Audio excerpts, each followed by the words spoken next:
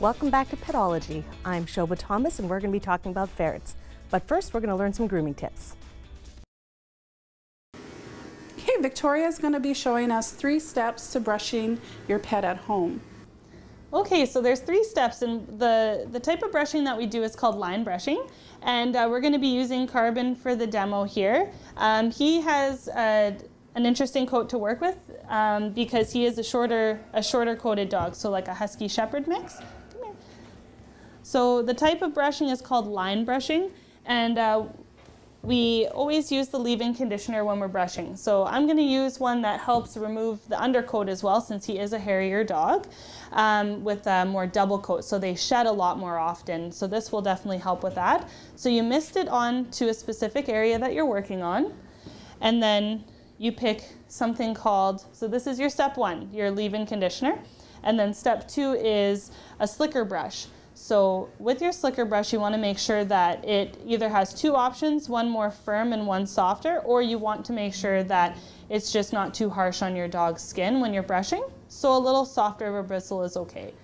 So as you're brushing, you're going to make a line with your hand, and with that slicker brush, you're going to brush with that line. As your hand moves, the line moves up, so that's why it's called line brushing. And once you've picked an area to do with your leave-in conditioner, you can just work that slicker brush through.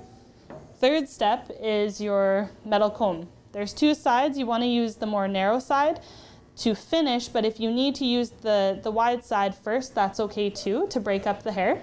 For Carbon, we don't usually have to, so you just take the narrow side and you pull it through that area that you already brushed.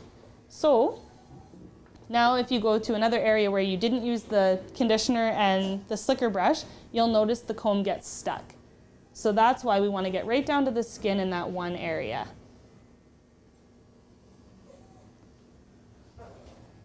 So that's 3 steps with these. And for our more double-coated shedding breeds, you can always finish with a curry brush or a rubber brush, and it just helps remove that coat. As you can see, it's kind of flying out right now. So that really helps at home as well. And you can do that in between groomings and then leave the really heavy-duty de-shedding to your local groomer. Victoria and Corey are going to be demonstrating the 3 important areas not to miss when grooming your dog with Hendrix.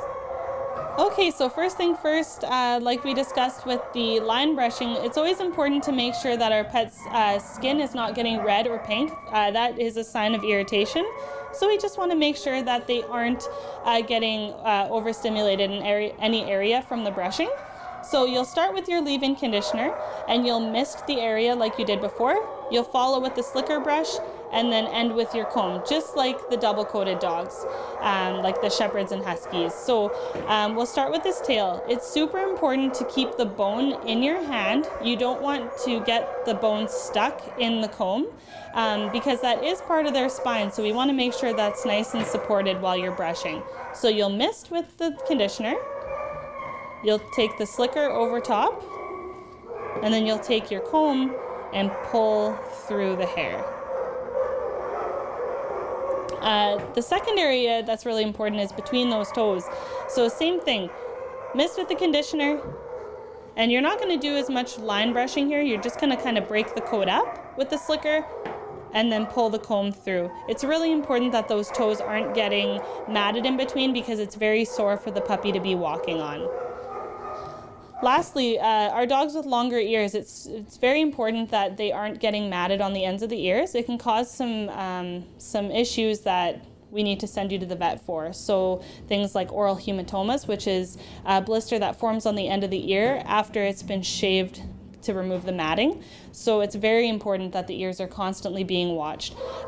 So mist that conditioner, pull through with the slicker, and then you're going to comb on top of the ear, flip it over and comb on the inside as well. Just making sure you're not catching any of those little pieces of the ear, nice and gently. It really helps to have a partner hold the puppy because it's a lot to ask of them to stay still while you're working on all these funny areas. So those are the 3 main ones, and anywhere where there's friction. So the armpits, the groin, wagging happy tails, and anywhere where a collar or a harness may sit. And those are the key places, so that's really good to check daily. Welcome back. I'm joined today by Deb and Fred from the Manitoba Ferret Association No-Kill Shelter, and Duncan and Chase. That's right. So tell me, Deb, how did all this get started for you? The association started way back in 1997. We became a nonprofit charitable organization geared to providing homes for the abandoned and surrendered ferrets. And why did you feel that this was something that needed to happen? Well, you know, when you see that baby ferret in the pet store, it fits in your hand and it's cute and adorable. And what most people don't realize is just how much work ferrets are.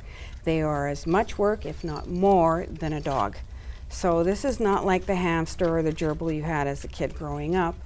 These are such intelligent little critters that they require so much more. Well, and I have to be perfectly honest, before we met today, I'd never seen a ferret before, never heard of the association before, so this has been a great learning experience for me. If I was looking at adopting a ferret, what would I need to know? How would I get started? Well, you'd have to do your research. You'd have to decide whether or not do you go camping every summer, then that's not the pet for you because they don't do heat very well. You have to make sure that you have the time, 4 hours at least a day. It doesn't have to be 4 hours in an evening, but can be broken up. But they're very intelligent. When they're in their cage 24/7 and not let out, they get very cranky, and then that's when you have a bitey ferret. Okay. They're very active.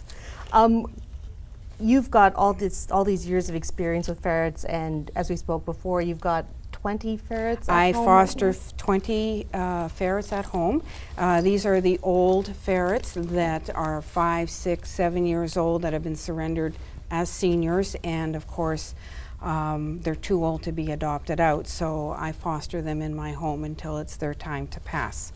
So me, with having no ferret experience at all, if I wanted to just try out fostering a ferret to see if it would be a good fit, is that something that I could do? That is not something you could do because ferrets require much more than, say, fostering a cat where all you need is a food dish and a bag of food. Ferrets need to be contained in a cage or their own room because they're like 2-year-olds. They'll get into everything. So for us to be able to provide cages for all our foster parents, it would be economically not feasible for us. And of course, we want the unadoptables to go into an experienced home. So that would be a little awkward if you've never had a ferret before. Yeah, I could see that. Now, in terms of making sure your house is ready for a ferret, how do you go about ferret-proofing your home? I'll let Fred handle this question. Well, it's never an easy experience ferret-proofing your home, but you have to be aware of where your ferret can go. They're little Houdinis. They can get into places that you cannot imagine.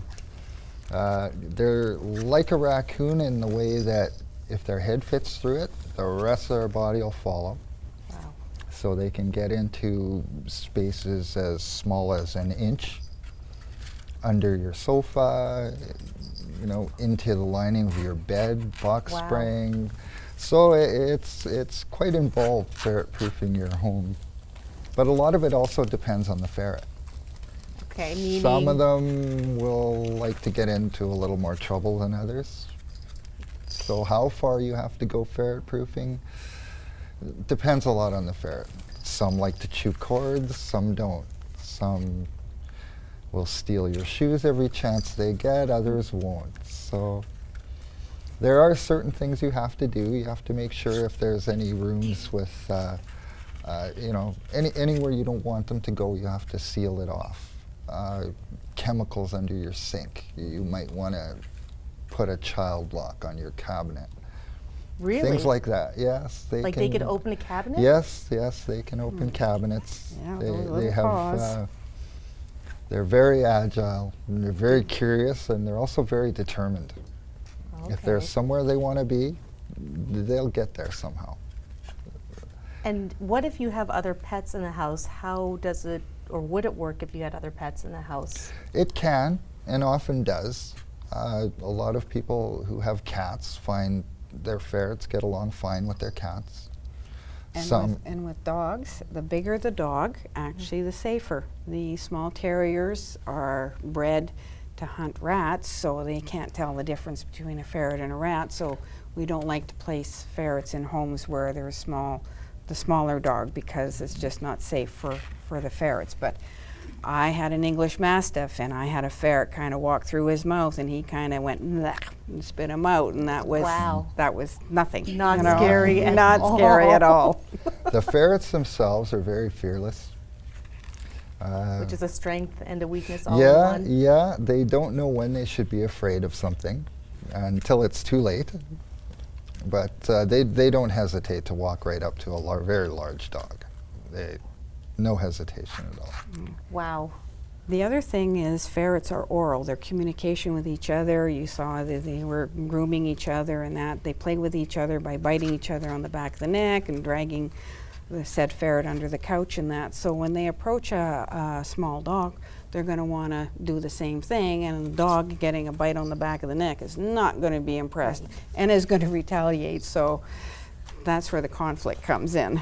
Well, that is a whole lot of great information. If you're looking to find out more, you can check out their website. They're also on Facebook. So thank you so much for being with us, Deb and Thank Fred you. and Thanks Duncan for and having Cheese. us.